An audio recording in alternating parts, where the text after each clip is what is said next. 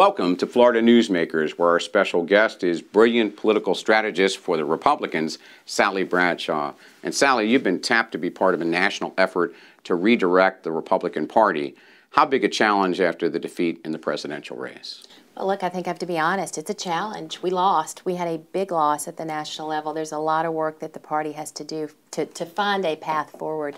But I'm appreciative that Chairman Reince Priebus has reached out to a group to ask us to scrub everything from voter files to mechanics to messaging to see where we should go from here and how we can rebuild the party. Well, the Democrats won among women, among blacks, among Hispanics, among people under 45, among people in big and medium-sized cities. How do you turn that around for the GOP? I think we have to really look at just how inclusive of a party we're being. And I don't want to prejudice the report by giving you my personal opinion before we actually do the fact-finding. We're going to spend several months meeting with people all over the country, different demographic groups, looking at voter files and lists, talking to state parties, like the party in Florida that were more successful than many other states on turning out votes and building our party. But I think the task is a large one, and it is going to require a real commitment. We'll have to be truthful. We have to be honest, not defensive, but honest about having really maybe hit bottom and where we go from here. And is hitting bottom defined by it seeming to be such a close race in the final weeks of the presidential race? Was it a big surprise that Obama won by as much as he did? I don't know that it was a big surprise, and I don't think Obama won by as much as he did. I don't think it was a blowout, but I think clearly what we saw are some cracks in a party that for a long time has really fielded terrific candidates and been in a position to grow. We've got to rebuild, and so the question is how do we best do that? Where do we go from here? Well, Florida has two men, U.S. Senator Marco Rubio and former Governor Jeb Bush, both highly regarded in national Republican circles. Either one of them would be a great standard bearer for the GOP. There's no question. I do think a lot of national operatives, a lot of the national party activists can look to Florida to learn. Lessons learned in Florida. A decade ago, 2 decades ago, we were advancing the cause of Hispanics and reaching out and having a bigger tent than you've perhaps seen in other states. And I think the party here has done a good job. It would make sense for the folks nationally to emulate some of the things we've done here. Well, drilling down on that point, here in Florida, the Republican Party has held a majority in the executive branch and legislative branch into 2 decades now.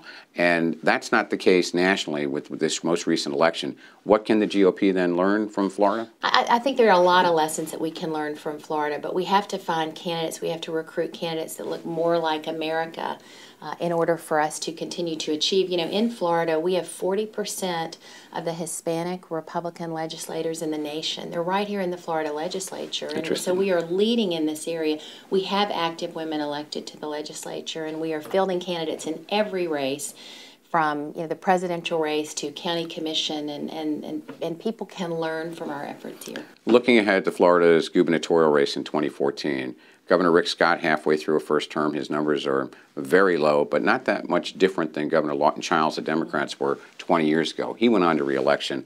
Lots of folks already saying Governor Scott's going to have a weakened opportunity to win re-election.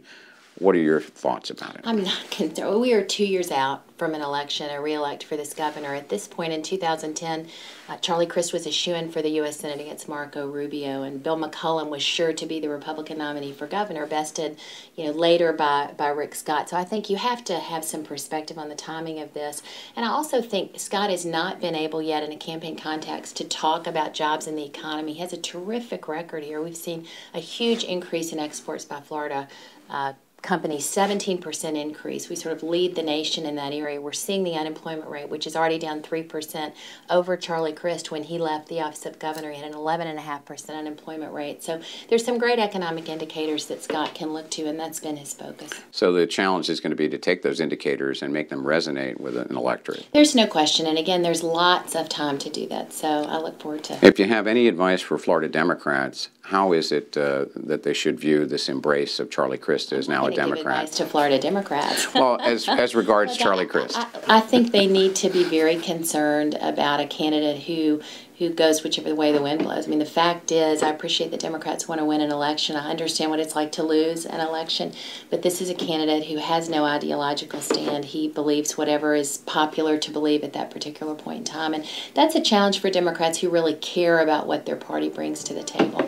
Well, newsmaker Sally Bradshaw, thank you for joining us on Florida Newsmakers.